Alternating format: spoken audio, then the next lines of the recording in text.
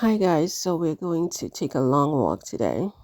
I'm doing a voiceover and it's a long walk, but I wanted to talk about this article in Vogue that basically said Kate Middleton is the fashionista of all fashionistas, above Naomi Campbell, Kate Moss, Alexa Chung, Sienna Miller, all of these fashion heavyweights. It says that Kate Middleton is the number one, and apparently, and also this one here, Beckham, Victoria Beckam, and apparently it's just lit up the internet, you guys. Let's head out. So it's lit up the internet because people are not buying it, apparently, that Kate is the fashionista of all fashionistas. And I think the Daily Mail even came out with a predictable article today about it where it says that Kate is the number one and Meghan doesn't even make the list, At this place, so people are just like, you know, I mean, I'm speechless, but the internet had a lot to say about it. A lot of ridicule for Kate because, I mean, but in all seriousness, how do you make that kind of statement that Kate is the number one fashionista above Kate Moss, Naomi Campbell, Victoria Beckham, I mean, Sienna Miller? I mean, Kate is, I mean, how do I put this? I'm not going to like knock Kate into the ground, but I mean, Kate is very attractive, very pretty, very tall, very thin. She looks nice in clothes, right? But I mean, is she the number one fashionista? Apparently, they're saying the number one fashionista in England, in Britain. Is she the number one fashionista in Britain of all these British women, first of all? I'm not sure, especially when most of them are models and designers, and Kate is in a different lane. She's a princess. I mean, she's a princess, okay, and she has a nice wardrobe. She's got quite an allocation of budget for her wardrobe, and she wears top British designers quite a bit.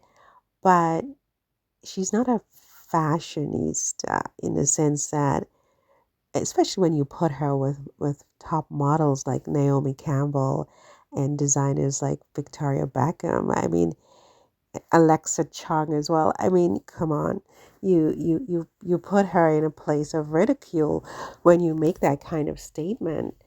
Why would Vogue do that? I don't know. But, we know that Vogue editor Anna Wintour was recently photographed with Meghan Sussex, Duchess of Sussex, Princess Henry, in Paris in October, looking absolutely sublime. Meghan, that is. And all of a sudden, they create this list where Meghan is, you know, absent, and they do it on purpose, obviously, whoever did that, because they wanted to create controversy. They knew it would create controversy because people are not going to stop to say, oh, they're only talking about British women in this article. What they're going to do is notice immediately that Meghan isn't on the list as well, and she should be at the top of the list. But you know in a technical sense, she's not British. Well, not even a technical sense. I mean, she just isn't British. She's an American woman who married a British man. She never became a British citizen. She had started getting her British citizenship in place, but it never finalized before they left in 2000. So she's not British, so she doesn't qualify for the list. But they created this list to sort of create the controversy anyway, because everybody knows she's British adjacent, right? I mean, how are you not British when you are the Duchess of Sussex? I mean, how much more British can you really get, right? So they do this on purpose, whoever that the writer of this article was, to create the controversy, and everybody took the bait, including the Daily Mail, who then points out for everybody that Meghan is on the list. But I mean, the internet isn't, you know, buying it in that sense. I mean, what they're doing is they're just ridiculing Kate because, people are not going to stand and applaud just because Kate is, quote unquote, the Princess of Wales. I mean, she still has to earn it. She still has to really deserve this title. And clearly, she does not for a lot of people because the women on the list are, this is their business is fashion. Kate's business is not fashion, right? But even if it wasn't and isn't fashion, if she truly, because some women, they just truly have a knack for fashion. They just are fashionistas by birth. They just have style. If Kate was that kind of person, okay, but Kate is not that kind of person. Kate has people who dress her, who pull her clothes for her, and her look is very, very staged and predictable. I mean, to be honest, she has a certain look. It's quite predictable, which kind of becomes boring, right? If you are talking fashion cannot ever be boring. If it's boring, it's not fashion, right? And Kate is boring, right? In the sense that she just has this one standard look and then somebody hands her a bouquet of flowers and suddenly that's top fashion over Naomi Campbell and Victoria Beckham and Sienna Miller and Alexa Chung. I mean, it's laughable, honestly. It's laughable. But I think that, again, the whole thing was to dig at Meghan, right? And Meghan clearly, you know, if we're going to talk about fashionista and fashion sense, I mean, Meghan was that before she met Harry. I mean, we could go into her archives and pull photo after photo of this woman, giving us fashion moments to talk about, iconic moments to talk about to this day. I mean, even after Harry, you have before Harry, you have after, before marriage to Harry, after marriage to Harry, she's just a queen, She just knows how to put herself together without help, without handlers. She probably now has a stylist and because she has the resources now. But I mean, before she was just dressing herself and just giving the fashion moments to remember. So, Daily Mail trying to, create the usual conflict between Meghan and Kate with this article, and Vogue, helping them along, or maybe Vogue trying to create it and Daily Mail helping them along with the assist, just was met with open ridicule at Kate's expense. Because I think Kate herself knows that, Kate never said she was the fashionista. You see, this is the whole thing. Kate never said it. You see, Kate is busy in her home in Forest Lodge, minding her business, taking care of her kids, taking care of her family.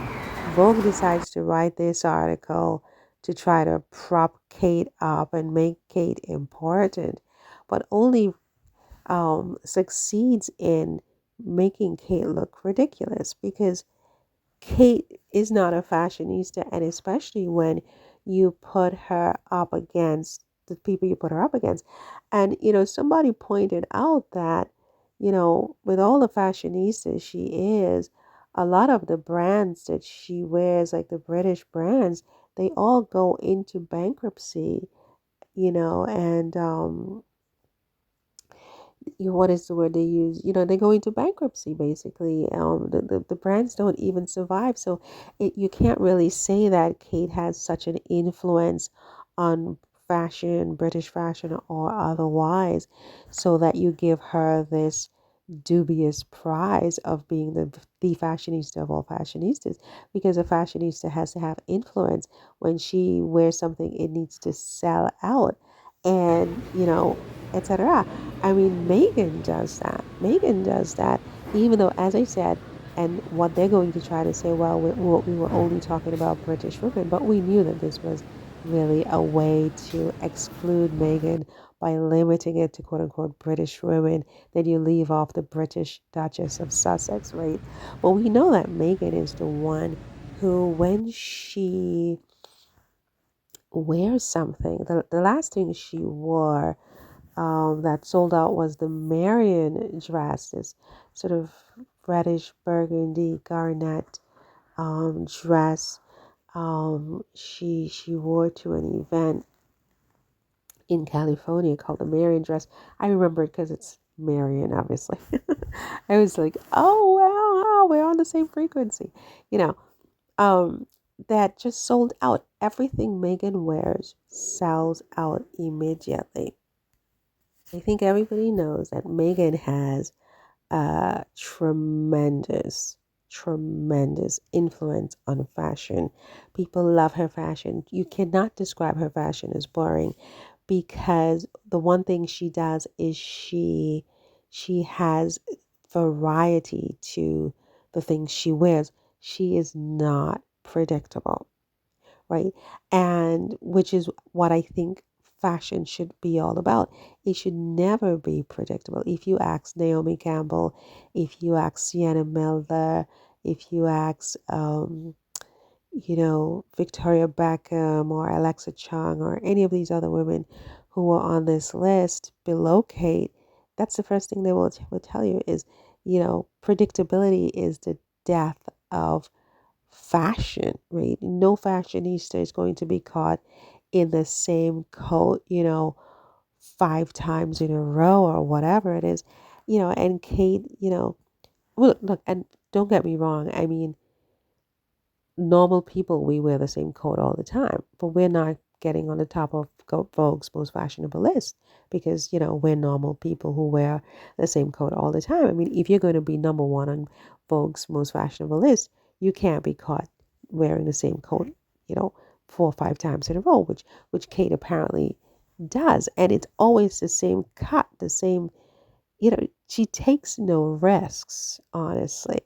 And I think that that's the whole thing that makes what Vogue declared in their article so dubious, and makes Kate look just silly because, you know, the internet is not buying it. They're just not buying it. They're just like, who are you talking to with this? Like, I mean, do you think this is 1955? What do you think we don't have internet? You think we don't have social media? We don't have blogs?